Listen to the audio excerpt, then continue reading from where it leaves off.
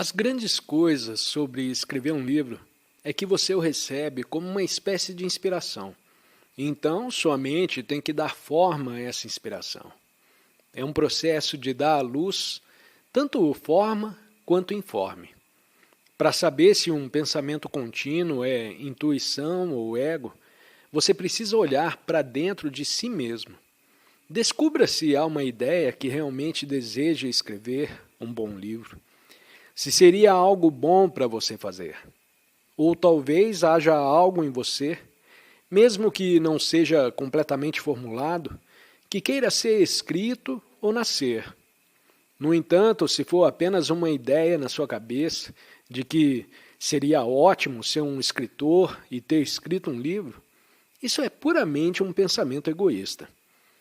Lembro-me de ter perguntado a uma garota de 17 anos o que ela queria ser ou fazer da vida, e ela respondeu que queria se tornar uma neurocirurgiã. Quando eu questionei se ela tinha interesse em cérebros, na mente humana, no corpo, na biologia ou na medicina, ela disse que não. Só achava que ser uma neurocirurgiã seria incrível e complicado. Ela não estava interessada nas coisas essenciais que envolvem ser uma neurocirurgiã.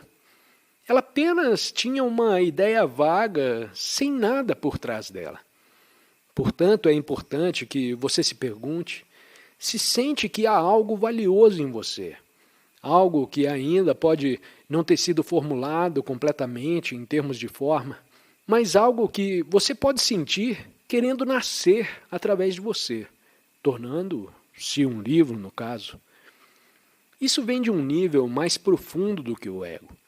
Se você apenas tem a ideia de que seria ótimo produzir um livro, é claramente um pensamento egoísta e provavelmente não será muito bom.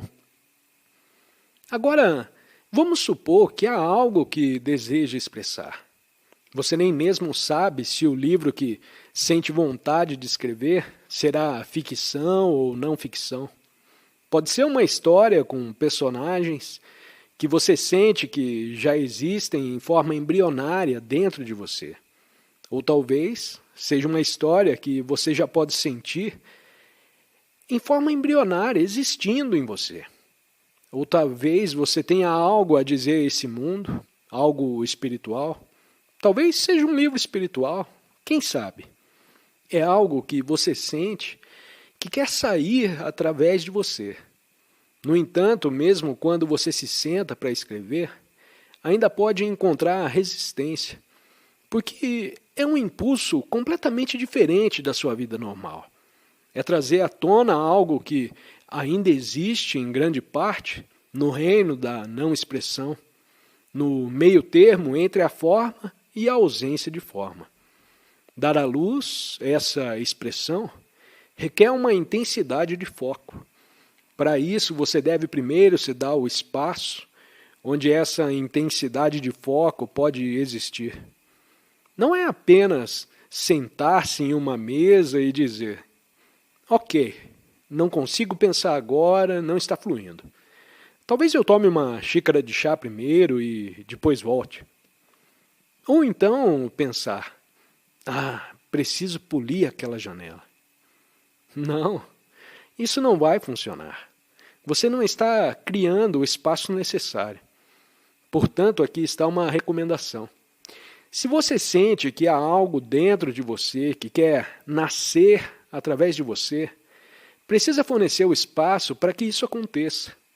Reserve um tempo todos os dias, se possível, de forma regular.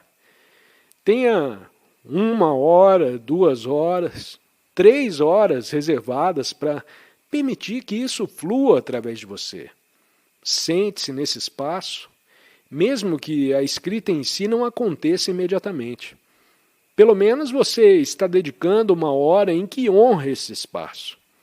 E se você escrever apenas 3 palavras, pelo menos, isso é um começo. Pode ser uma frase dentro daquela hora. Ou talvez 2 frases. Ou talvez nada. Mas é melhor escrever algo e ver o que vem. Tente dar forma ao que quer vir através de você. Gradualmente, à medida que você escreve um pouco mais, o impulso aumenta. É essencial ter presença total e foco total nisso.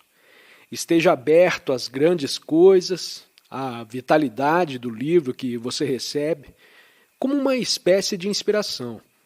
Sua mente precisa dar forma a ele e é um processo de dar à luz algo que está em forma e informe.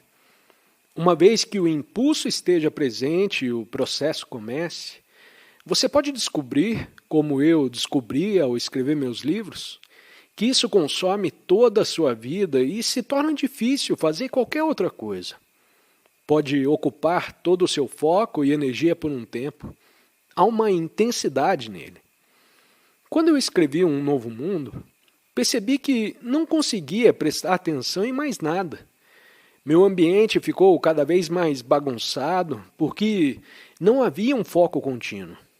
Até hoje eu ainda não lidei com a bagunça que acumulou. É uma desordem criativa.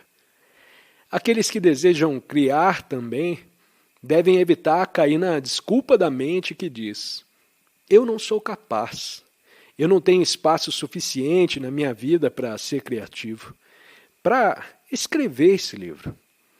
Mesmo que haja muitas coisas acontecendo na sua vida, se o impulso realmente quer vir através de você e você o acolhe, sempre haverá um momento em que você pode escolher dar espaço, mesmo que isso signifique acordar 2 horas mais cedo.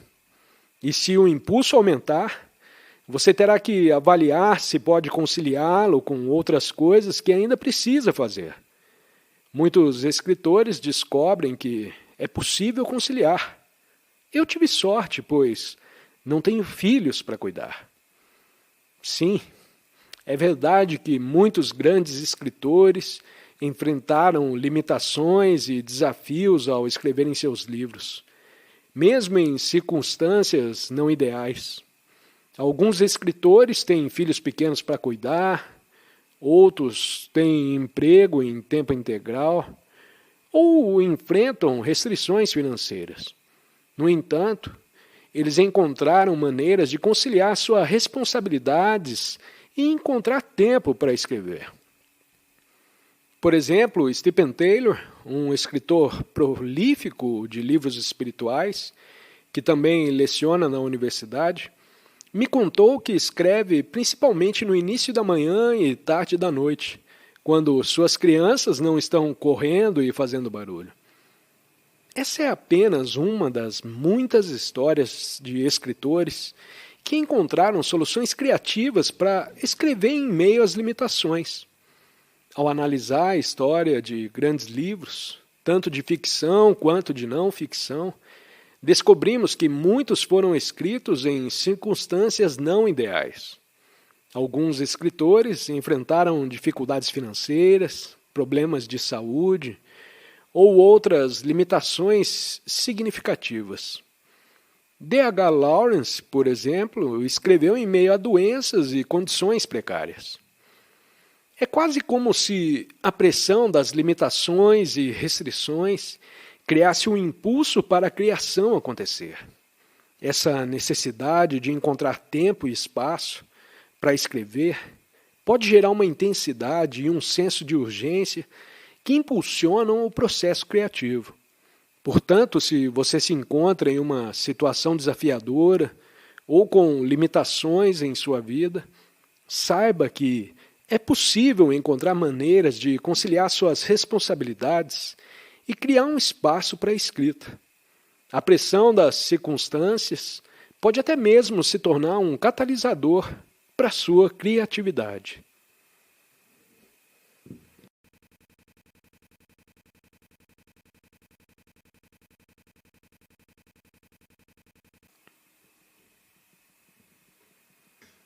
Tudo o que você precisa é caminhar conscientemente 4 vezes ao dia.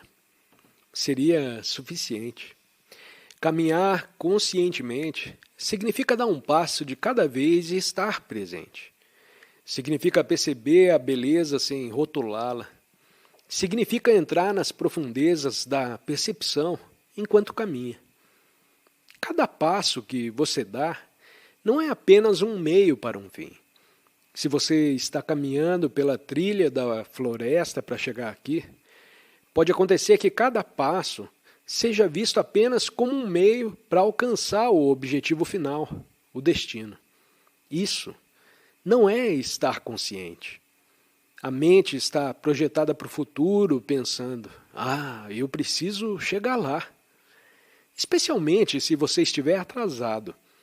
Pode se sentir apressado e ansioso, pensando que está perdendo algo importante. No entanto, você está perdendo o valor de cada passo. Cada passo é, na verdade, mais importante do que o orador está dizendo no momento. A maravilha está em estar presente em cada etapa, não importa a velocidade. Surpreendentemente, você pode até caminhar rapidamente. Não está limitado a andar devagar o tempo todo. Ao caminhar conscientemente, você pode até se apressar para chegar a algum lugar, mas ainda está presente e atento ao momento. Por exemplo, você pode ter apenas 5 minutos para arrumar sua mala e talvez precise se apressar agora. Mesmo nessa situação, é possível encontrar beleza e presença. O importante é estar consciente do movimento, dos pensamentos e das sensações em cada passo. Não é sobre chegar ao destino, mas sim sobre aproveitar a jornada. Então caminhe conscientemente. Esteja presente e desfrute da beleza e profundidade que estão presentes em cada passo. Você ainda pode estar presente mesmo quando há um movimento rápido. Aproveite cada movimento, pois esse movimento de energia é uma dança de energia. Mesmo quando você está revirando suas gavetas, escolhendo coisas, você pode estar presente. Quando você está presente, você não pensa. É apenas uma interferência. Tudo o que você faz no estado de presença é ver. Na percepção, o olhar revela o que é necessário, sem passar pelo processo complicado e confuso de pensar. Embora o pensamento possa ser necessário em certas situações, você pode se surpreender ao perceber quantas vezes o pensamento se torna mais um obstáculo do que uma ajuda. A habilidade de apenas olhar com clareza, nesse espaço claro de consciência, pode ser aplicada a qualquer situação. É o mesmo tipo de olhar ao qual estamos nos referindo quando falamos sobre olhar para uma árvore ou uma flor. No entanto, se houver pressão sobre você devido a algum tipo de desafio externo, como precisar se preparar com pressa ou enfrentar uma situação tensa, você pode descobrir que o estado de alerta se intensifica enquanto você olha. Esse olhar se torna mais focado e intenso, especialmente diante de um perigo iminente. Portanto, mesmo em situações simples, como precisar encontrar algo rapidamente ou tomar uma decisão em pouco tempo, você pode manter sua presença e observar o que é necessário. Lembre-se de que você tem apenas 5 minutos e nesse curto espaço de tempo você pode estar presente e agir com clareza. E então, ela simplesmente olha. Você acessa o que sabe além do pensamento, o que é necessário. E tem uma maneira muito eficaz de lidar com as coisas. Se você começa a pensar, ficará estressado com um tempo limitado que tem para descobrir o que precisa levar. Projetar-se até o final dos 5 minutos, quando você precisa estar pronto, cria uma pressão desnecessária. Mas, na realidade, só há o movimento presente agora. Em qualquer situação clara, ao olhar para ela, você descobre o que é necessário. Se alguma ação é necessária, você se verá fazendo algo. Por outro lado, há situações em que é melhor deixá-las em paz na vida de alguém. Saber discernir qual situação requer ação e qual é melhor deixar em paz pode ser um desafio se você começar a pensar demais. Devo ou não devo? Se eu pensar em outro ângulo, a capacidade de chegar a uma situação e simplesmente ver é valiosa. Há um espaço de consciência, uma inteligência operando. Mas não é a inteligência que a maioria dos humanos conhece. Não é a inteligência que resolve palavras cruzadas ou se destaca em testes de QI. Embora possa parecer que sim, não sei, pelo menos no meu caso, é uma inteligência que funciona de forma não analítica. Não desmonta as coisas em pedaços de informação, pois a mente humana tem semelhanças com um computador. Ela analisa, desmonta, a mente pensante. Mas então, há uma profundidade, uma inteligência maior do que a mente pessoal. E aí que a consciência surge e se torna parte da percepção. É a inteligência silenciosa operando, a consciência incondicionada operando em sua vida. As coisas se tornam muito mais fáceis do que ter que resolver tudo. Muitas preocupações desaparecem. Então, é por isso que é tão importante começarmos com algo tão simples como olhar para uma árvore e permitir que a percepção surja no espaço da consciência. E mesmo em situações em que você não está em um ambiente pacífico como este, algumas pessoas diriam que é mais fácil estar presente aqui porque você não está sendo desafiado. Isso pode ser verdade para alguns, mas para outros é verdade que eles se tornam mais presentes quando são desafiados. Algumas pessoas são arrastadas para a inconsciência no momento em que o primeiro desafio entra em suas vidas, como sair daqui e pegar a balsa ou perder a balsa. Pode ser que você esteja aqui por 4 dias pacíficos, 5 dias, o que quer que seja. E de repente, algo não sai como deveria e a reatividade volta. Pode ser um, oh meu Deus, ou o primeiro desafio que surge, seja qual for. Você reconhece imediatamente. Ah, é isso. A totalidade disso. Você perdeu a paz momentaneamente. E esse momento é bom, pois seu retiro pode durar um pouco mais. Coopere com o movimento da vida. Internamente, sempre há um grande poder por trás de qualquer coisa que dê errado. Se você cooperar com esse movimento que a mente chama de errado, coopere internamente com aquele movimento que a mente rotulou como ruim. E pode ter certeza de que ele se transformará ou revelará algo de um bem maior do que aquilo que você parece ter perdido naquela situação que você chama de ruim. Sempre há algo escondido por baixo daquilo que a mente rotulou como ruim. Quando você continua preso nessa mente que rotula, você não consegue ver que não pode realmente, na maioria das vezes, se revelar a você. Você nem veria porque já decidiu que essa situação é ruim. E então, o bem que está se escondendo com mais frequência do que não, você nem veria ou não poderia passar.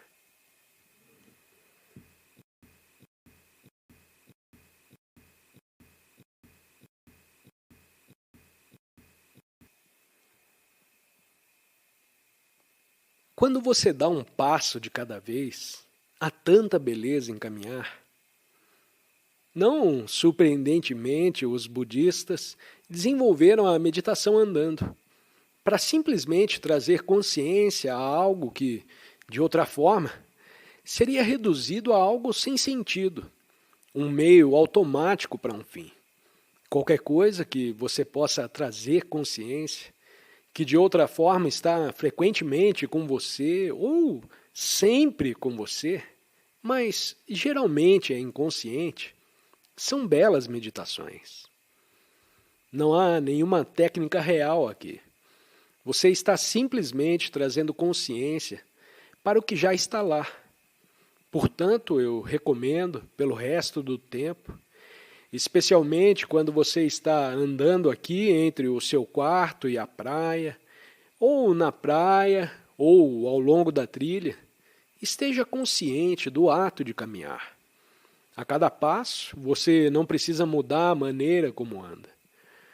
Quando amigos aprendem a meditação andando, está tudo bem, eles fazem do jeito deles.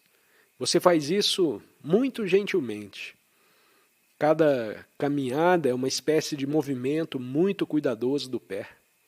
O calcanhar desce, o resto do pé desce, o calcanhar sobe, então o pé levanta. Vamos mantê-lo simples e apenas observar. Assim é a caminhada que está acontecendo agora. A outra forma também está bem. Mas aqui vamos apenas fazer a caminhada normal e estar consciente de cada passo, a simplicidade de cada passo e a beleza que está presente. De onde vem essa beleza? É nessa etapa, até certo ponto, mas ela realmente surge da consciência, daquela sensação de vitalidade, da sensação de ser da presença que está lá a cada passo. Não é a etapa em si. É porque a consciência surge e o passo acontece dentro desse espaço de consciência. E essa consciência é beleza, além da forma. Essa consciência é sagrada e, portanto, cada passo que você dá é sagrado. Há algo lá dentro que você não pode descrever, uma qualidade em cada passo, uma vivacidade, e isso é apenas caminhar. E é claro, enquanto você caminha, você também percebe e diz isso. Você assiste ao fim de acreditar que tudo o que você é uma pessoa, um senso de identidade exclusivamente personalizado. Um caminhar, para usar a expressão daquele escritor, quase poderia dizer que você é apenas uma narrativa ambulante, uma história com suas memórias e fardos pesados. E assim, enquanto você caminha, está caminhando como consciência. Um campo de consciência percebendo a si mesmo. Você é um campo de consciência, é uma diminuição. E é por isso que estamos aqui. Para que, enquanto você passa o tempo aqui, haja uma diminuição da dimensão pessoal de sua vida.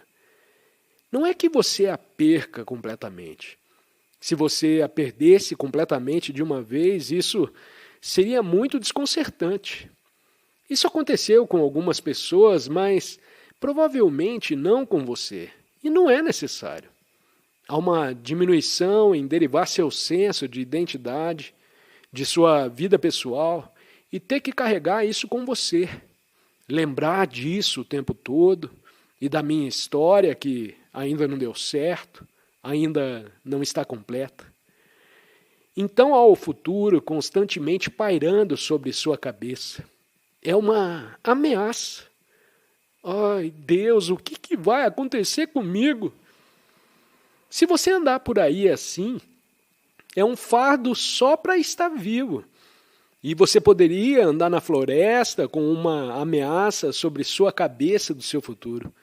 E é claro que isso pode surgir quando você voltar à mente e perceber que o futuro é incerto. Oh, meu Deus, talvez eu não consiga o que eu preciso completar para a minha vida.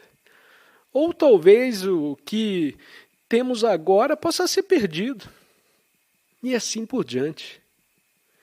É importante notar que aquele eu, exclusivamente pessoal, como um se isso ou se aquilo, torna-se transparente à medida que a consciência surge mais e mais, à medida que você passa pela vida e entra em situações, não apenas quando tudo está bem. Você descobrirá que a consciência também surge quando as situações são difíceis. Você pode descobrir que antes de qualquer desafio ou dificuldade em sua vida, e o mundo está cheio disso, você volta ao mundo e antes que perceba, está enfrentando 5 desafios, 10 desafios, muitas vezes na forma de pessoas. Ocasionalmente isso ocorre na forma de alguma coisa perdida, mas na maioria das vezes acontece na forma de pessoas.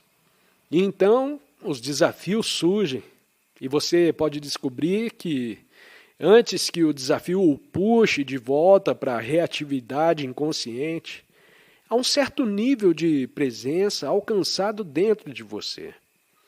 E o milagre acontece quando um certo nível de presença é alcançado. Há uma mudança ocorrendo e essas mudanças são que o desafio ainda pode puxar seus pensamentos. Ainda pode puxá-lo de volta para padrões reativos inconscientes. Mas há uma tendência diferente agora.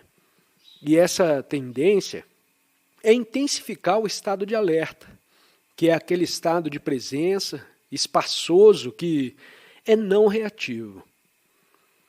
Sim, então você reclama. Você é um eu pessoal reclamando que o mundo não está satisfazendo seus desejos e vontades, reclamando em sua mente ou em voz alta que o mundo não está fazendo o que você quer. Essencialmente, esses são os desafios. As coisas não estão indo do jeito que deveriam, então há reclamação e essa é a reatividade do senso egóico de si mesmo e do medo. E quando um certo nível de presença é alcançado, o que pode ser o caso para a maioria de vocês, você descobrirá uma mudança acontecendo. E essas mudanças são que o desafio ainda pode puxar seus pensamentos. Ainda pode puxá-lo para padrões reativos inconscientes, mas há uma tendência diferente agora. E essa tendência é intensificar o estado de alerta, que é aquele estado de presença espaçoso que não é reativo. Agora há a capacidade de olhar para o desafio da situação com clareza de consciência e você acessou uma inteligência que é maior do que a inteligência acumulada. E essa inteligência não está confinada à sua mente. Que a inteligência está conectada com a totalidade. Então ela pode até operar como algo aparentemente externo, uma vez que você a acessa. Ela não opera apenas dentro de você. Essa inteligência também opera de fora. E isso geralmente acontece com uma coisa certa, acontecendo para aquela situação. Como é o caso de eventos sincrônicos e assim por diante. Ou simplesmente no momento certo. O que é necessário de repente aparece. Às vezes quase parece que cai do céu. Mas às vezes você pode ver como isso pode ter acontecido. Então, de onde veio isso? A inteligência opera nos 2 sentidos. E essa é a beleza dessa inteligência. Você acessou a totalidade e não está mais preso em um pequeno nó dentro da teia do ego, que reivindica uma existência independente chamada eu. Você reconhece o resto da teia da interconectividade de todas as coisas, e isso é o que chamamos de mundo.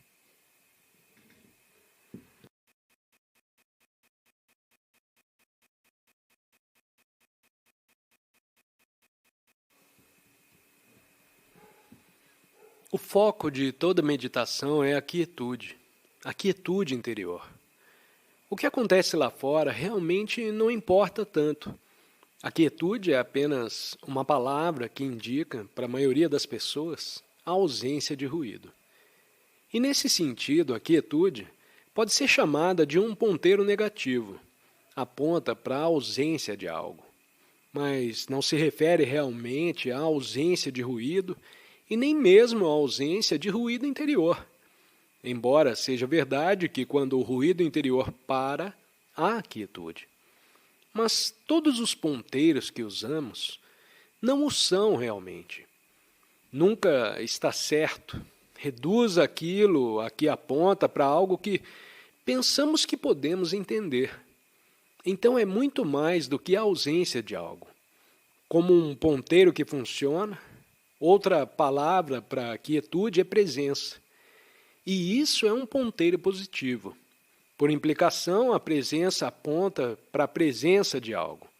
A presença do que tudo que você pode dizer aqui é a presença da presença. Então existem dois níveis em que alguém pode dizer quem você é. Por um lado, em um nível, você é a presença de certas coisas. A existência do corpo, a existência de percepções sensoriais, a existência de emoções, a existência de pensamentos. Podemos chamar isso de presença de algo, que é você como pessoa. E aqui não estamos preocupados com isso. Estamos preocupados com quem você é além da pessoa, nesse nível mais profundo. Estamos aqui juntos, alguns milhares de pessoas, talvez em diferentes partes do planeta, indo além das personalidades da pessoa individual para um nível mais profundo do ser. E essa é a nossa meditação. E eu estou falando e as palavras apontam para isso. As palavras, é claro, não são o silêncio. A quietude, a presença, que não pode ser percebida com os sentidos, é o que importa aqui. Então não há nada para você fazer, exceto ser quem você é, além da personalidade, e perceber que há uma quietude em você. Isso não tem nada a ver com a personalidade e seus problemas. Porque uma grande parte de sua personalidade consiste em seus problemas. Conforme você acessa um nível mais profundo de quietude, ou quando você sente sua própria presença, ou melhor, quando você sente a presença que você é aquela presença. Antes de se tornar esta ou aquela pessoa, existe uma presença, uma vivacidade, existe uma luz de consciência na qual a pessoa surge. Mas a luz da consciência em si não é a pessoa. Ela transcende a pessoa, não está separada dela. A luz assume uma certa forma e torna-se uma pessoa. Da mesma forma, quando você assiste a um filme, há uma luz, a luz do projetor, e as formas como a luz é obstruída pelo filme. Essas obstruções parciais da luz se tornam o filme, os personagens, os eventos e assim por diante. E essa é uma pequena analogia. E a vida normal não é realmente muito diferente. Então, se você apenas conhece as obstruções à luz da consciência, à luz de Deus, então você está preso no nível de problemas, dramas e dificuldades, ansiedades, arrependimentos, passado, futuro, eu. Mas aqui nos tornamos conscientes da presença. Não a presença de algo em nós que tornaria algo formal novamente, mas simplesmente a presença da presença. Então a presença está por trás das palavras que eu falo, está por trás das palavras que você ouve. E por isso estou convidando você a estar ciente disso em você, que está por trás das percepções dos sentidos e dos pensamentos, que poderíamos chamar de essência de quem você é, que transcende a pessoa. Essa é a realização mais importante em sua vida. Mas parece ser ainda um segredo, porque normalmente poucos parecem saber sobre isso, e muitos ainda não estão interessados, até que a existência como pessoa só se torne cada vez mais frustrante. tanto para o indivíduo quanto para o coletivo nas civilizações da sociedade do planeta, onde a dimensão transcendente está faltando completamente. Nenhum indivíduo ou civilização pode permanecer são por muito tempo sem ela. Há uma loucura crescente se isso é tudo que você conhece.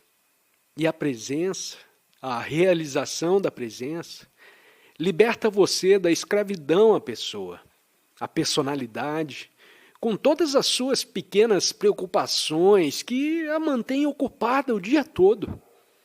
E em uma escala maior, o coletivo, você percebe que as preocupações do coletivo que você ouve através da mídia e assim por diante podem ser relativamente importantes, mas, em última análise, eles não são apenas os seus problemas, que às vezes estão relacionados aos problemas do coletivo. Por exemplo, agora em tempos de recessão e assim por diante, os problemas também não são tão importantes. Eles certamente não serão importantes daqui 50 ou 60 anos para ninguém. E não para você, porque você, como pessoa, provavelmente não estará mais lá. Isso é muito breve. Eu sugiro que você visite um cemitério de vez em quando e olhe para as lápides com esses nomes. Todas as pessoas pensavam que seus problemas eram incrivelmente importantes e os sucessos eram incrivelmente importantes. Seus fracassos eram muito importantes. E nada disso, de repente, importa 50 anos depois. Todos se foram. Outra geração está lá com as mesmas crenças, totalmente absorvidas em suas vidas, sua chamada vida, mas sem conexão com a dimensão transcendente. Elas não estão realmente totalmente vivos. E o silêncio no qual todos os conteúdos surgem e desaparecem, nesse estado de não pensar, de simplesmente estar presente, você percebe algo diferente da pessoa usual. A pessoa recua temporariamente e uma presença sem conteúdo se revela. Essa presença é como o espaço vazio onde tudo acontece. Ela não está ligada ao passado ou ao futuro, nem está preocupada com as questões da personalidade. É apenas pura consciência, livre de pensamentos e identificações. Nessa presença, você se torna consciente da sua verdadeira natureza, além da forma humana. Ao descobrir e experimentar essa presença, você encontra uma satisfação real e duradoura. Ela transcende as conquistas e mudanças externas, pois está enraizada na essência mais profunda de quem você é. A verdadeira satisfação não depende de circunstâncias externas, mas é encontrada na conexão com o transcendente em você. Portanto, convido você a se juntar a mim nesse estado de não pensar, de simplesmente estar presente, onde você pode experimentar essa presença vazia de conteúdo, mas cheia de vida e significado. Nesse estado, você se percebe como um ser, em vez de apenas buscar compreensão intelectual. É uma experiência direta e visceral que vai além das palavras e conceitos. Através dessa prática da presença, você descobre um caminho de realização e liberdade, onde a vida deixa de ser uma decepção constante e se torna uma profunda e significativa jornada de despertar.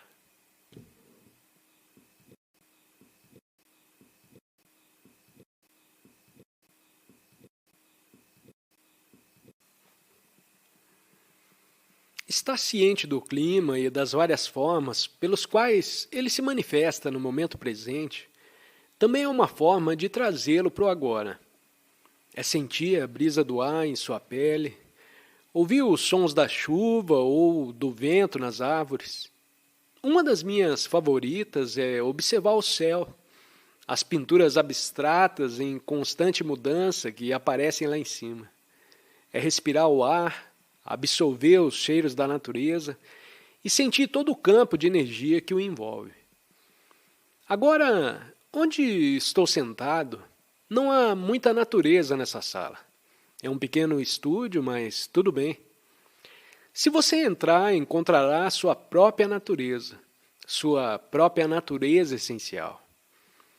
Acredito que foi Ralph Waldo Emerson, o escritor espiritual americano do século XIX, que disse algo como: o pavio da vida individual é profundo no óleo do ser puro. Essa é uma analogia interessante e bastante poderosa. O pavio é o barbante na vela que você acende para puxar a cera. É um barbante em uma lâmpada de óleo. Ao acender o pavio, o óleo é puxado e alimenta a chama. O óleo não é consumido pela chama. Nessa analogia, ele afirmou que o despertar da vida individual, sua própria vida, está enraizado profundamente no óleo do ser puro. Então isso significa que há uma grande profundidade dentro de você e que sua consciência individual deriva seu sustento da consciência universal maior. Você é apenas uma manifestação e emanação dessa consciência maior, da qual você também faz parte fundamentalmente, mais do que apenas um indivíduo superficial. Você é como o pavio que queima na superfície. Um fenômeno superficial no nível do seu corpo físico e dos sentidos percebidos, incluindo seus pensamentos. Embora o pensamento seja um fenômeno relativamente superficial e pertença à dimensão da sua forma individual, ele não poderia existir sem uma conexão com algo mais profundo que é a consciência. Você é uma emanação de algo muito profundo que o conecta com a totalidade do universo. O importante é perceber essa verdade diretamente, o que significa sentir essa profundidade dentro de você aqui e agora. Além de se conhecer como uma pessoa individual, cercada por outras pessoas e formas de vida individuais, você também está consciente de uma dimensão mais profunda dentro de si mesmo. E quando digo que você é um estar ciente disso, você pode não estar totalmente correto, porque a consciência só pode ser percebida quando você se torna consciente de sua própria consciência. Isso ocorre quando há uma cessação do pensamento, um momento de quietude alerta, onde você está consciente de quem você é, além de sua forma individual. Esse momento de quietude alerta é o começo do ser puro mencionado por Emerson. E não é tão difícil alcançar isso, especialmente aqui e agora, onde você não está sendo perturbado pelas demandas do mundo. É possível ter breves momentos, e talvez até momentos mais longos, nos quais você está ciente de uma imobilidade alerta interior, uma cessação do pensamento. O que resta nesses momentos é a consciência, antes da consciência do pensamento e antes de se tornar um pensamento. Eu descrevo isso como o eu profundo em oposição à superfície. Não estou falando de um eu físico, mas sim do pronome eu, o eu sou da consciência do ser.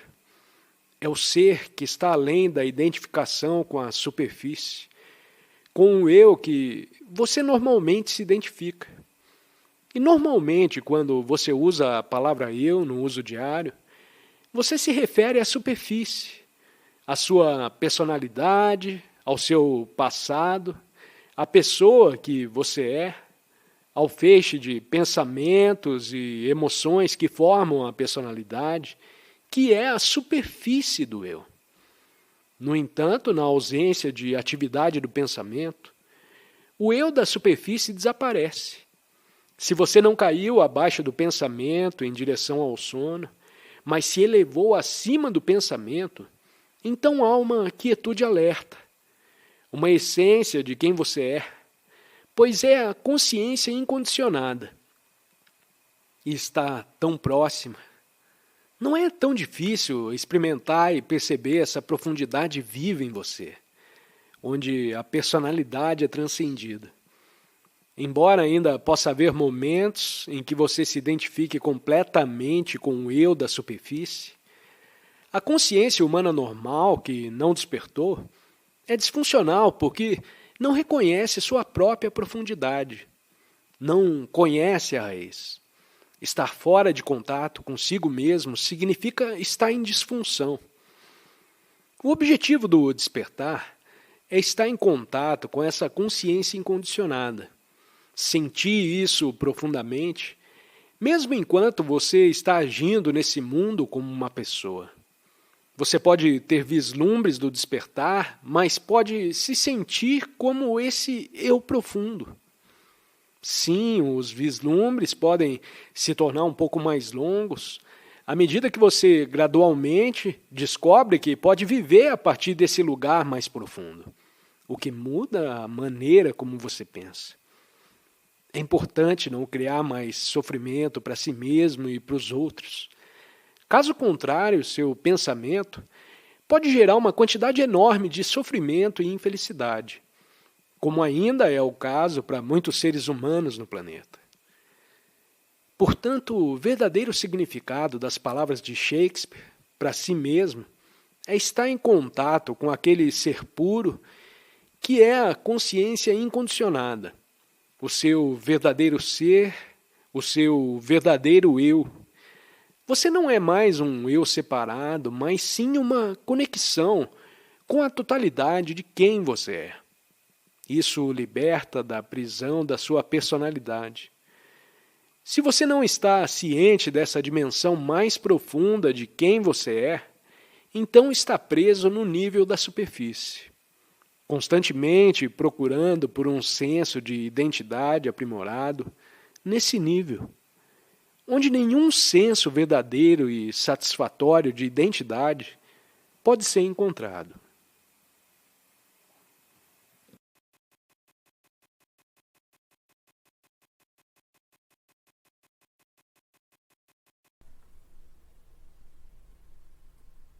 Não deu uma forma de identidade a Cristo. Avatares, mães divinas, mestres iluminados, os pouquíssimos que realmente são, não têm nada de especial como pessoas. Como não têm de sustentar o ego, defendê-lo ou alimentá-lo, são mais simples do que as pessoas comuns. Qualquer pessoa com um ego forte os olharia como insignificantes, ou mais provavelmente nem os veria. Se você for atraído para um professor iluminado, é porque já existe presença bastante em você para reconhecer a presença no outro. Houve muitas pessoas que não reconheceram Jesus ou Buda, assim como há e sempre haverá pessoas que são levadas a falsos professores. Egos são atraídos por grandes egos. A escuridão não consegue reconhecer a luz. Portanto, não acredite que a luz está fora de você ou que ela só pode vir através de uma forma específica. Se só o seu mestre for a encarnação de Deus, quem é você então? Qualquer espécie de exclusividade é uma identificação com a forma, e a identificação com a forma significa o ego. Não importa o quanto ele esteja bem disfarçado. Utilize a presença do mestre para ver um reflexo da sua própria identidade por trás do nome e da forma, e para se tornar mais intensamente presente. Em pouco tempo, você verá que não existe nenhum meu ou seu na presença. A presença é única. O trabalho em grupo também pode ser de grande utilidade para intensificar a luz da nossa presença. Um grupo de pessoas atingindo juntas um estado de presença gera um campo de energia de grande intensidade. Isso não só aumenta o estado de presença de cada membro do grupo, mas também ajuda a libertar a consciência coletiva humana do seu estado normal de dominação da mente. Essa prática vai se tornar o estado de presença cada vez mais acessível às pessoas. Entretanto, a menos que um membro do grupo já esteja firmemente estabelecido na presença e consiga sustentar a frequência de energia desse estado, a mente pode facilmente voltar a dominar e sabotar os esforços do grupo. Embora o trabalho em grupo seja valioso, ele não é o bastante e você não deve depender dele, nem de um professor ou de um mestre, exceto durante o período de transição, quando você está aprendendo o significado e a prática da presença.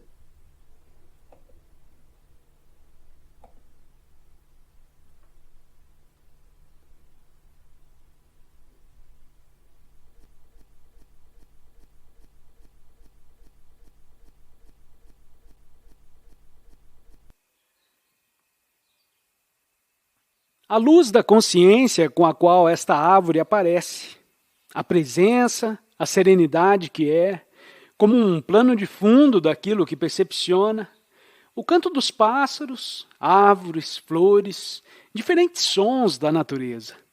Aparece a forma e há o espaço que permite a forma aparecer.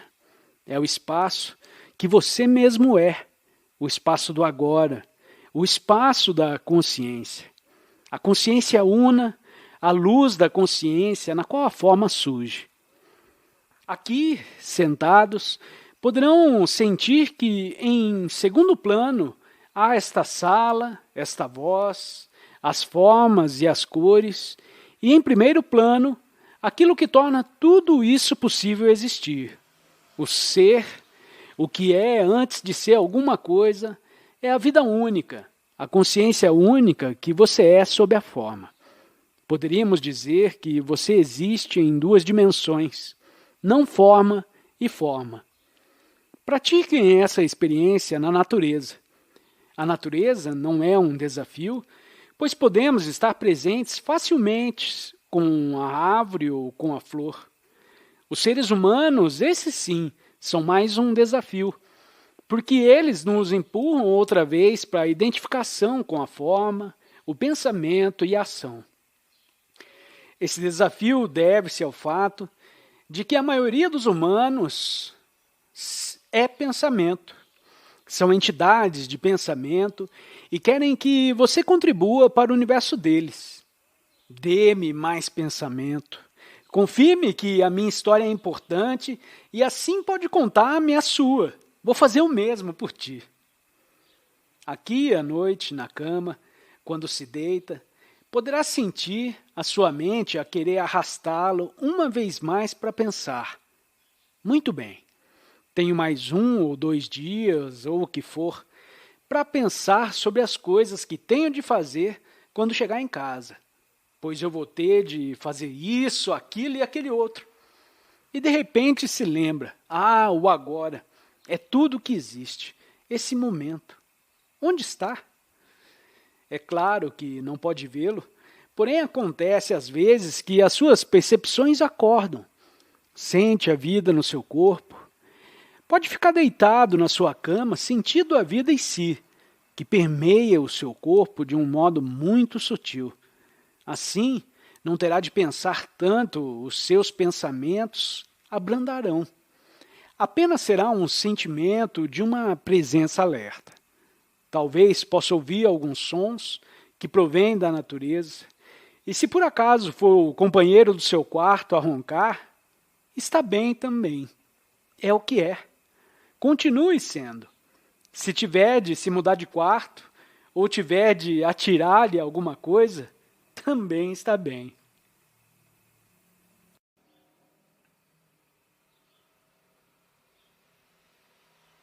A habilidade de entrar em ação não fica diminuída quando se rende. Somente significa que está rendido àquilo que é. Possa tentar ver se ele acorda ou atirar-lhe algo. Continua a roncar, tudo bem. Vê que antes o que lhe criava frustração, aborrecimento, raiva, coisas que acontecem frequentemente na vida das pessoas, agora fazem simplesmente parte da atividade do momento presente. Cria, assim, um espaço à sua volta. Aceita. Isto é a base do presente. Digamos que começa a conhecer-se como o espaço à volta das coisas. Já não é a coisa em si, mas o espaço que permite que a coisa aconteça. E depois desapareça para outra surgir em sua substituição. Isto é o agora. O significado profundo do agora é o espaço no qual tudo acontece. É assim que o agora e você são a mesma coisa. E o poder do agora, a força, o poder da vida, do ser que você próprio é.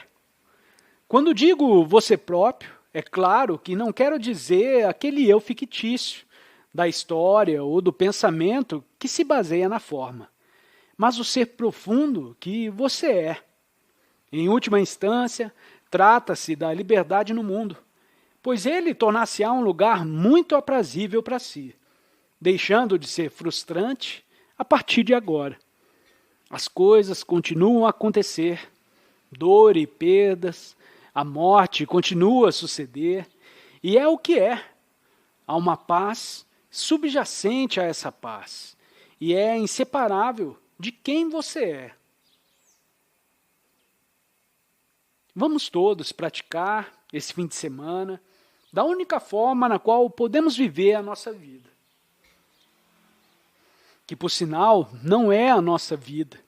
É simplesmente a vida nos vivendo, a vida a viver através de nós. Não temos uma vida porque não há o eu e a vida. Não é possível. Nós somos a vida. A única vida na qual muitas formas nascem e morrem continuamente. A única consciência, a única vida. Assim, a vida pode viver livremente através de si e pode florescer. Esse florescimento poderá também tomar uma forma como a criação ou permanecer apenas como uma emanação que vem através dessa forma.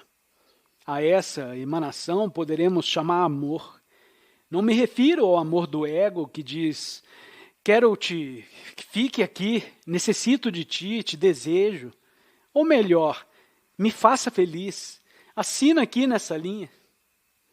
Mas o verdadeiro amor, aquele que é o reconhecimento da unidade como emanação, e isso é o florescimento. Certamente serão os pássaros muito melhor professores do que eu. Com certeza estavam errados quando afirmaram que São Francisco dava suas preleções aos pássaros. É claro que era ele quem ouvia os pássaros, pois eles não precisavam de lições.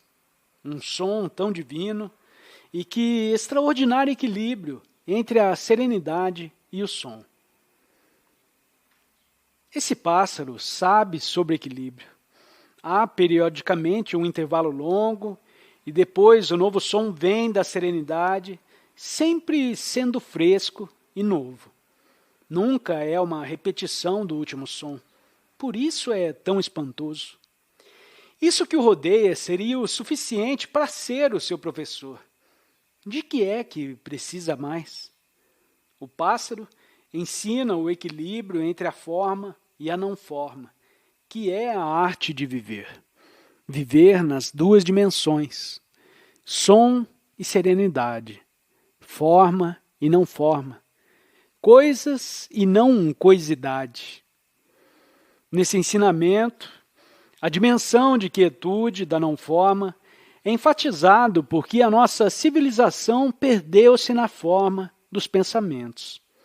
Toda a civilização está perdida nessa dimensão das coisas, o que inclui o pensamento.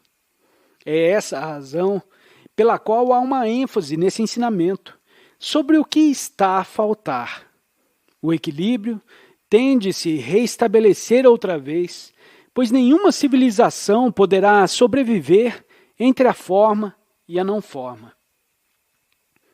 Como toda gente já tem forma que chegue, é por isso que esse ensinamento não é baseado em novos conhecimentos ou fatos novos, interessantemente novos ou nova informação.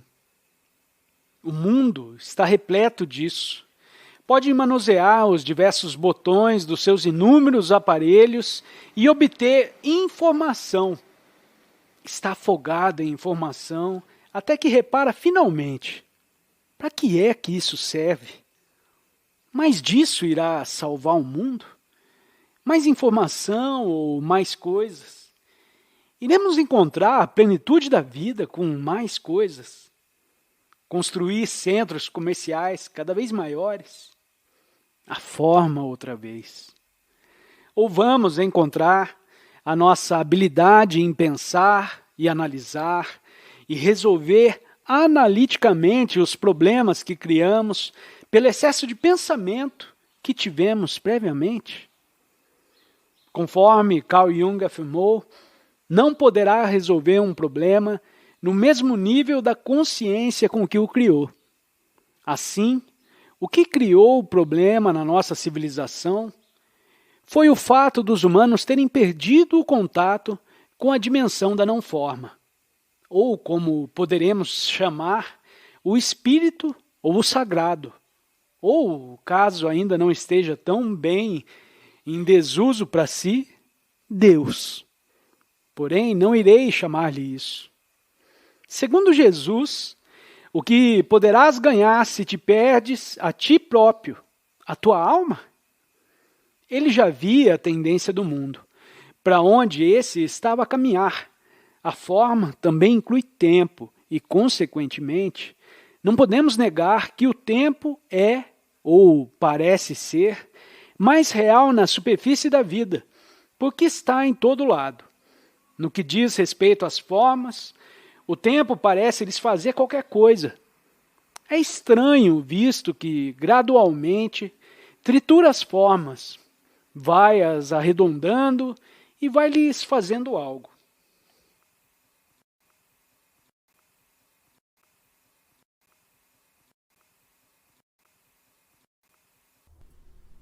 Além do sono sem sonhos, de que já tratei, existe mais um portal involuntário.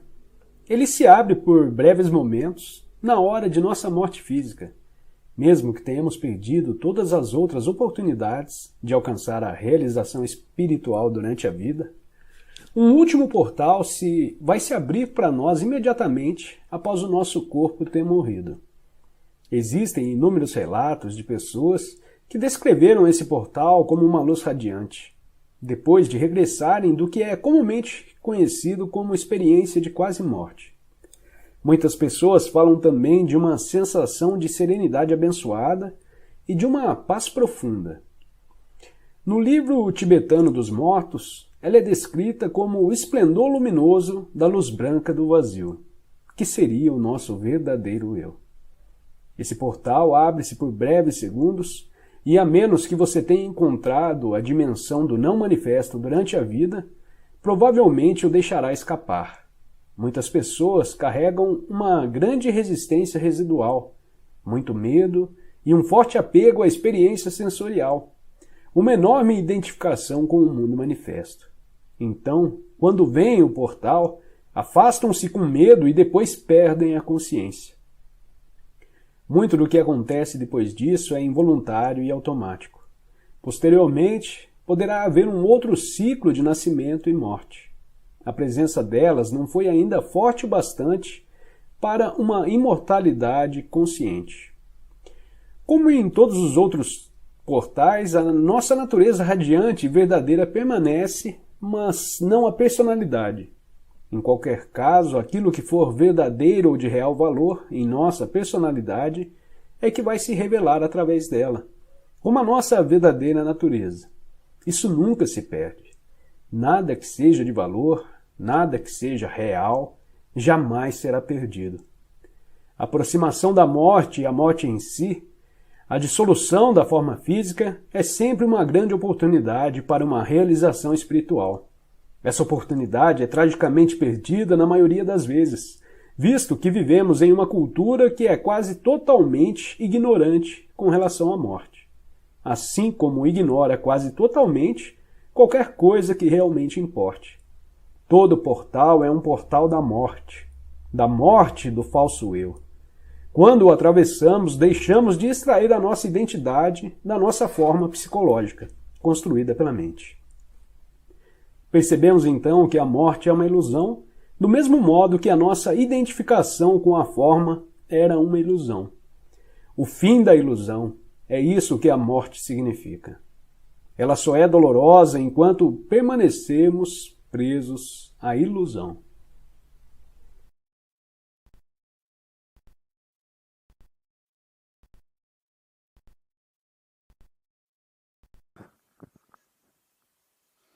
O Ocidente pensa, que existência inútil.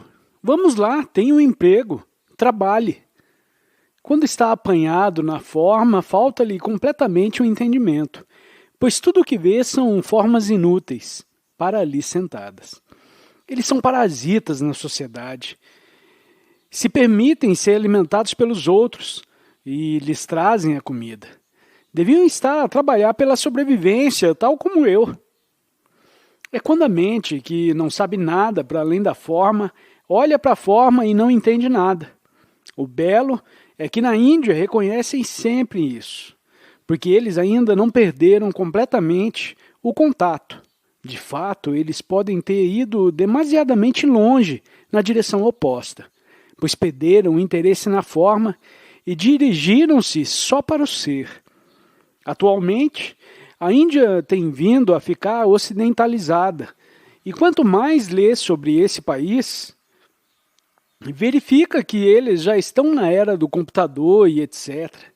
Está tudo bem também. A questão está aonde encontrar um equilíbrio. Eu me perdi completamente, tal como a maioria, na forma, e então aconteceu uma mudança. Me afastei na direção oposta do alinhamento e equilíbrio, voltando a perder-me outra vez completamente. Mas não na forma. É claro que não podemos perder-nos na não forma. É apenas uma forma de colocar isso, pois a não forma é essencialmente quem você é, e contudo, numa perspectiva mais inferior, pareceu como se eu tivesse perdido a cabeça. Eu era alguém que tinha uma carreira promissora e que passou a sentar-se nos bancos de jardim, não fazendo nada mais, apenas sendo e saboreando continuamente o sentimento de ser, a beleza, a doçura de estar vivo, a alegria de apenas ser, olhando o mundo e vendo-o refletido em todas as formas de vida, que por sua vez refletem a alegria do ser. As árvores, os pássaros e mesmo os humanos atarefados, correndo como loucos. Mas eu sabia que dentro deles estava também o mesmo ser. Da perspectiva externa, a habilidade de gerir as formas, de manipular o mundo da forma, desapareceu por algum tempo, tendo gradualmente se reestabelecido. A partir daqui passei a estar apto a fazer e a ser ao mesmo tempo. Esse não é o destino de cada um de vocês, o mudar completamente para o ser e ficar incapaz de movimentar-se no mundo da forma que o rodeia. Acontece ocasionalmente, mas não para a maioria. As pessoas que tiveram uma mudança traumática de um nível para outro, como eu, parecem, por algum tempo, terem enlouquecido. Aqui cito o Sutra lindíssimo de Buda. Foi para a costa mais longínqua. Afastou-se e encontrou-se. Parece que é o nosso destino aqui. Enquanto forma, balancear, equilibrar com a não forma, por isso estamos aqui. A maioria de vocês está na transição para um novo estado de consciência. Qual é o novo estado de consciência que está a emergir? É o estado que está equilibrado entre as duas dimensões, o manifestado e o não manifestado. Este é o equilíbrio num ser humano. Esta transformação é tão radical que alguns humanos vivem dessa maneira tornando-se numa obra de arte, transparente para a não forma, o divino. Isto irá mudar o mundo inteiro. Aquilo que experiência como o mundo construído pela mente mudará completamente. Não necessitamos de especular como o mundo irá ficar quando o número suficiente de humanos estiver na nova consciência. Não é importante por agora. O que é importante é que cada um de nós entre nesse novo estado de consciência. Em consequência disso, não sabemos o que fará a sua história, como irá mudar a história que se desenrola no tempo, o que irá fazer no seu mundo exterior, como é que isso irá afetar o modo de vida que leva. Não pode predizer e nem precisa. Irá tornar-se um grande artista? Ganhará um Wimbledon? Mantenha em mente que grandes artistas e jogadores de tênis não são mestres iluminados. Aqueles têm acesso ao que é maior do que a mente humana na pequena área da sua atividade. A maioria, mesmo que tenham atingido a maestria, serão tão loucos como todos os outros, talvez ainda mais loucos. Por vezes, a entidade construída pela mente entra, olha para o que eles fizeram e diz: eu fiz isto, fui eu. A grande ilusão. É claro que se sentirá muito especial. O ego identifica-se com o que for que veio do estado de não-ego, começando a bajulá-lo a si, dizendo que é o maior. Ele projeta a imagem da especialidade em você. Ah, a grande estrela pop, ou o que for. E algumas dessas estrelas tiveram nas suas composições um vislumbre da vida, da frescura. Algo está lá de fato. A personalidade, a pessoa volta do ato de criação ou da atuação e retorna ao antigo eu, o que por vezes traz uma carga muito pesada. A habilidade veio do reino da não personalidade e ficou integrada na pessoa. Ela não entende que a inspiração não é do eu dela, mas sim do ser, achando-se, assim, muito especial. Por isso, gera-se um enorme conflito entre o poder que vem da não-forma e a própria pessoa, que é limitada. Não interpreta corretamente e reclama para ela a especialidade.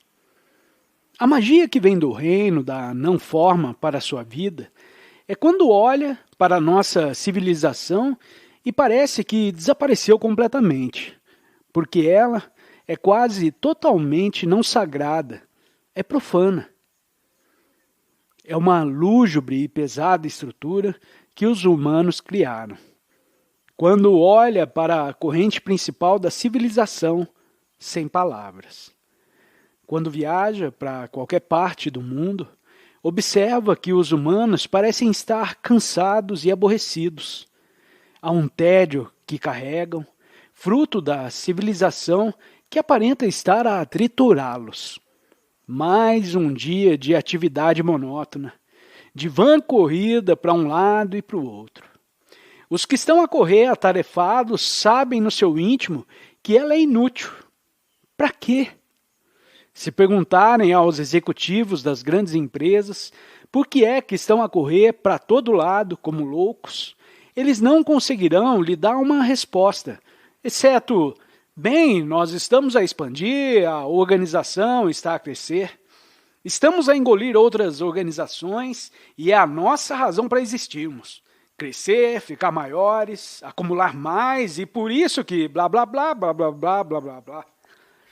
Esta explicação é totalmente sem significado, razão pela qual a nossa civilização está a entrar em colapso. Uma delas é que os humanos que ainda estão a sustentá-la não conseguem carregar o peso da estrutura que criaram. O complicado mundo global que criaram, de absurda complexidade gerada só pela complexidade em si, é pesado demais para o carregarem. Já não conseguem carregar a sua criação. Isso é só um reflexo do seu estado de consciência, no qual não há nenhum intervalo na corrente de formas, umas atrás das outras, de pensamentos, um atrás dos outros. A voz na cabeça, que nunca para de falar, tornou-se a civilização, que é obcecada pela forma e pelas coisas, e, portanto, nada sabe do que é a mais importante dimensão da existência humana: o sagrado, a serenidade, a não-forma, o divino. Tudo isso se tornou sem significado na nossa civilização. Todavia, muitos humanos estão a ficar cientes do que se passa.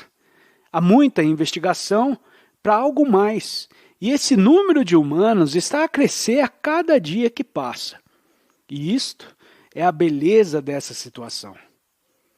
Cada um de nós aqui é parte dessa transformação da consciência que está a acontecer no planeta. Não vai acontecer, está a acontecer. Se ainda não estivesse a acontecer, não poderiam estar aqui sentados. Seria intolerável sentar aqui. Todavia, deve haver ainda em alguns de vocês algo da velha consciência que não quer estar aqui. Pode, ocasionalmente, sentir essa resistência emergindo. Alguns nem entendem o que está a ser dito, ouvindo só o som das palavras. Não conseguem ir até onde as palavras apontam. Estão presos à forma, ao som, colados ao pensamento e perguntam: serenidade, pode me explicar o que isso significa exatamente? Esse é um bom exemplo onde a palavra é apenas um apontador, e você deve saltar para fora da palavra. A palavra serenidade aponta para a serenidade. Não é algo para ser acreditado. A serenidade está, é claro, já em si. Não é algo que necessitemos de criar, de trazer à superfície para agir corretamente e, eventualmente, ficarmos serenos ou seguir uma determinada receita. Se fizer A, B, C e D, finalmente ficará sereno. É muito sedutor. Contudo, deu algo a si próprio antes de ficar sereno. O que significa antes de ser você próprio, ou de se encontrar a si próprio. É o problema com toda a mensagem e cada mensagem espiritual. Não que eu condene qualquer método, mas o perigo com qualquer método é que ele vos dá um tempo. Ok, vai chegar lá e encontrar-se. Por que não se encontra aqui e agora? Por que criar algo entre você e você? Assim, a serenidade está já, neste momento, plenamente em si. A serenidade a partir da qual os pensamentos surgem, qualquer pensamento vem e depois volta outra vez. Sente percepções? Aproxime-se um pouco mais delas.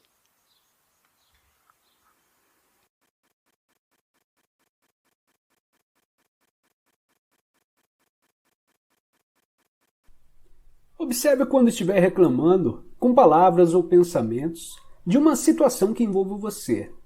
Pode ser alguém que fez ou disse algo que lhe aborreceu, algo sobre uma situação de vida, o lugar onde mora, ou até mesmo o tempo. Reclamar é sempre uma não aceitação de algo que é. Essa atitude contém invariavelmente uma carga negativa inconsciente. Quando você reclama, transforma-se em vítima. Quando fala, você está no controle. Portanto, mude a situação agindo ou falando. Caso necessário ou possível, ou então fuja da situação ou mesmo aceite-a. Tudo mais é loucura. A inconsciência comum é sempre relacionada de algum modo com a negação do agora. O agora, naturalmente, também implica o aqui. Você está resistindo ao aqui e agora? Algumas pessoas prefeririam estar num outro lugar.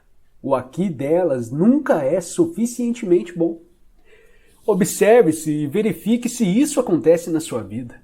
Onde quer que você esteja, esteja lá por inteiro. Se você acha insuportável o seu aqui e agora, e isso lhe faz infeliz, há 3 opções. Abandone a situação, mude-a ou aceite-a totalmente. Se você deseja ter responsabilidade sobre a sua vida, deve escolher uma dessas opções e deve fazê-lo agora. Depois, arque com as consequências, sem desculpas, sem negatividade, sem poluição física. Mantenha limpo o seu espaço interior. Se você tomar qualquer atitude, abandonando ou mudando a situação, livre-se primeiro da negatividade. Uma atitude originada do discernimento tem mais efeito do que uma originada na negatividade.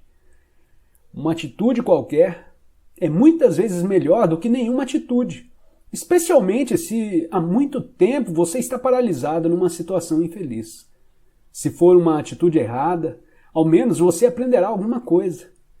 Caso em que deixará de ser um erro. Se você não agir, nada aprenderá. Será que o medo está evitando que você tome uma atitude? Admita o medo, observe-o, concentre-se nele e esteja totalmente presente. Isso corta a ligação entre o medo e o pensamento. Não deixe o medo nascer em sua mente. Use o poder do agora. O medo não pode prevalecer sobre ele. Se não há mesmo nada a fazer e você não pode mudar a situação, então aceite o aqui e agora totalmente, abandonando toda a resistência interior. O falso e infeliz eu interior, que adora sentir-se miserável, ressentido ou com pena de si mesmo, não consegue mais sobreviver. Isso se chama rendição. A rendição não é uma fraqueza, é uma grande força nela. Somente alguém que se rendeu tem poder espiritual. Através da rendição, você se livrará da situação internamente. É possível que você perceba uma mudança na situação sem que tenham sido necessários maiores esforços da sua parte. De qualquer forma, você está livre. Ou haverá algo que você deveria estar fazendo, mas não está. Levante-se e faça agora. Ou, em vez disso, aceite totalmente a sua inatividade, preguiça ou passividade nesse momento, se esta é a sua escolha. Mergulhe nela por inteiro, desfrute-a. Seja tão preguiçoso ou inativo quanto puder. Se você fizer isso conscientemente, logo sairá dela. Ou talvez não. Em qualquer dos casos, não há nenhum conflito interior, nenhuma resistência e nenhuma negatividade. Você está sofrendo de estresse? Pensa tanto no futuro que o presente está reduzido a um meio para chegar lá?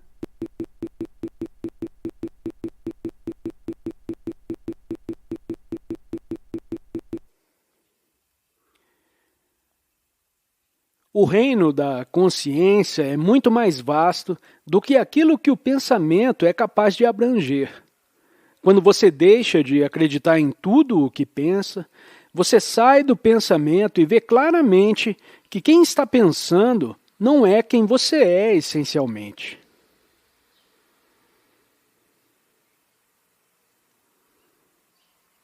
A mente funciona com voracidade e por isso está sempre querendo mais. Quando você se identifica com a sua mente, fica facilmente entediado e ansioso.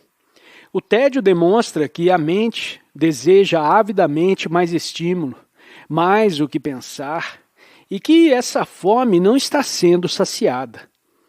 Quando você fica entediado, pode querer satisfazer a fome da mente lendo uma revista, dando um telefonema, assistindo à TV ou navegando na internet, fazendo compras. Ou, o que é bem mais comum, transferindo a sensação mental de carência e sua necessidade de quero mais para o corpo e se satisfazendo temporariamente comendo mais.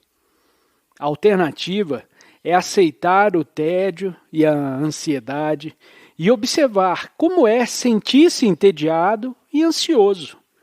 À medida que você se dá conta dessa sensação, Surge de repente um espaço e uma calma em volta dela. Primeiro é um pequeno espaço interno, mas à medida que esse espaço aumenta, o tédio começa a diminuir de intensidade e de significado. Dessa forma, até o tédio pode ensinar quem você é e quem não é. Você descobre que não é uma pessoa entediada. O tédio é simplesmente um movimento de energia condicionada dentro de você. Da mesma forma, você não é uma pessoa irritada, rancorosa, triste ou medrosa. O tédio, a raiva, a tristeza e o medo não são seus, não fazem parte da sua pessoa. Eles são estados da mente humana e por isso vão e voltam. Nada daquilo que vai e volta é você. Estou entediado. Quem sabe disso? Estou irritado, triste e com medo. Quem sabe disso? Você é a pessoa que sabe disso. Você não é seus sentimentos. A maioria dos relacionamentos humanos se restringe à troca de palavras. O reino do pensamento. É fundamental trazer um pouco de silêncio e calma, sobretudo aos seus relacionamentos íntimos. Nenhum relacionamento pode existir sem a sensação de espaço que vem com o silêncio e a calma. Meditar ou passar um tempo juntos, em silêncio, na natureza, por exemplo. Se as duas pessoas forem caminhar, ou mesmo se ficarem sentadas, uma ao lado da outra, no carro ou em casa, elas irão se sentir bem por estarem juntas, em silêncio e na calma. Nem o silêncio, nem a calma precisam ser criados. Eles já estão presentes, embora perturbados e obscurecidos pelo barulho da mente. Basta abrir-se para eles. Se falta um espaço de silêncio e calma, o relacionamento será dominado pela mente e correrá o risco de ser invadido por problemas e conflitos. Se há silêncio e calma, eles se tornam capazes de dominar qualquer coisa. Não é preciso ser cristão para entender a profunda verdade universal contida de forma simbólica na imagem da cruz. A cruz é um instrumento de tortura.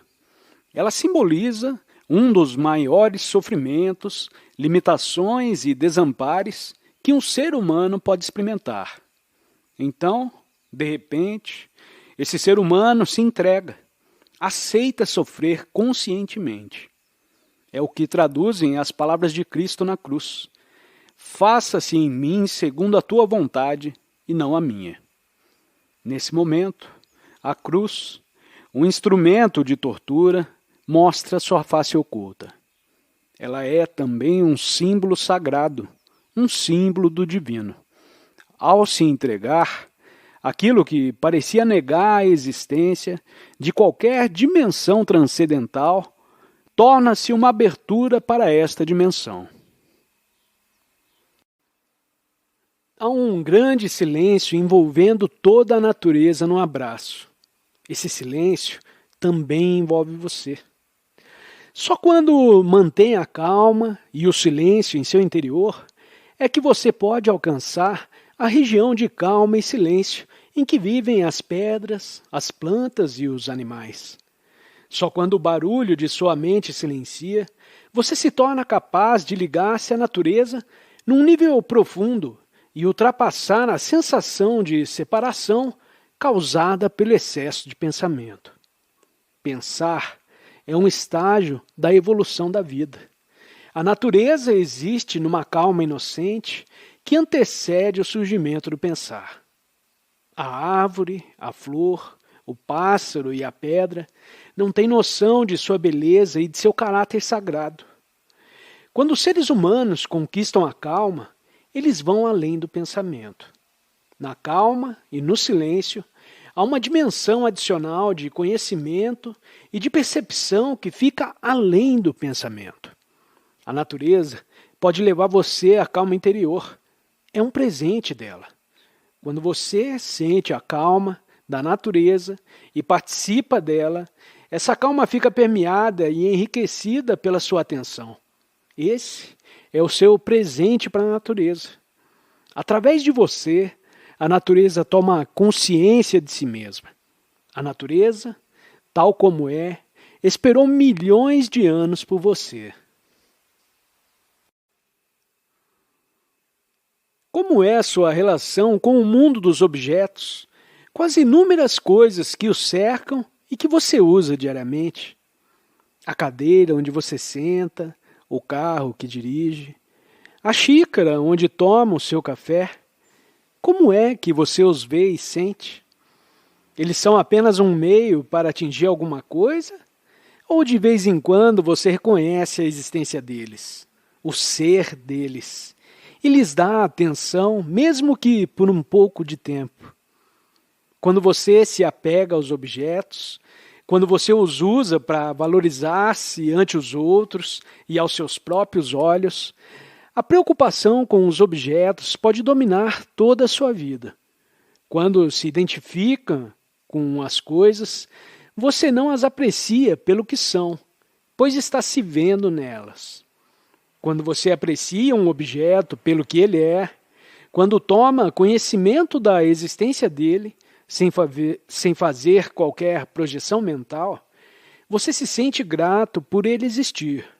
Pode também sentir que ele não é um objeto inanimado, apesar de parecer assim para nossos 5 sentidos.